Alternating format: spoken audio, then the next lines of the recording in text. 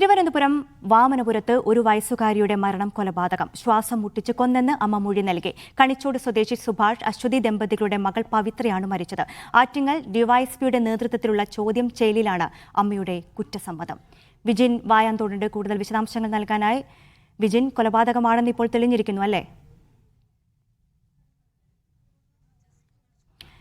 വിജിൻ, കൊലപാതകമാണെന്ന് ഇപ്പോൾ തെളിഞ്ഞിരിക്കുന്നു അല്ലേ? തീർച്ചയായും ഇക്കാര്യത്തിൽ കൊലപാതകമാണെന്നുള്ള നിഗമനത്തിലേക്ക് പോലീസ് എത്തിച്ചേർന്നിരിക്കുന്നു. സുഭാഷ്, അശ്വതി ദമ്പതികളുടെ മകൾ പവിത്രയാണ് മരണപ്പെട്ടത്. അതിനുശേഷം നടത്തിയ അന്വേഷണത്തിലാണ് നിലവിൽ ഈ അശ്വതി തന്നെ ഇക്കാര്യത്തിൽ താൻ ശ്വാസം മുട്ടിച്ച് കൊലപ്പെടുത്തിയതാണ് എന്നുള്ള ഒരു മൊഴി നൽകിയിരിക്കുന്നത് എന്നുള്ളതാണ്.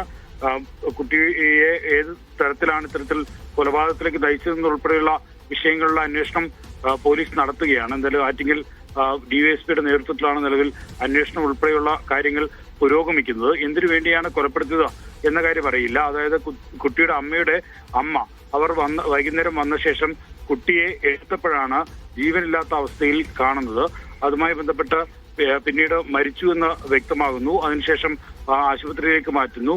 അവിടെ നിന്നാണ് ഇതിന്റെ സ്ഥിരീകരണം വരുന്നത്. പക്ഷേ ആ ഘട്ടത്തിലും എങ്ങനെ മരിച്ചു എന്നുള്ള നിഗമനത്തിലേക്ക് എത്താൻ കഴിയാത്ത സാഹചര്യമാണ് ഉണ്ടായിരുന്നത്.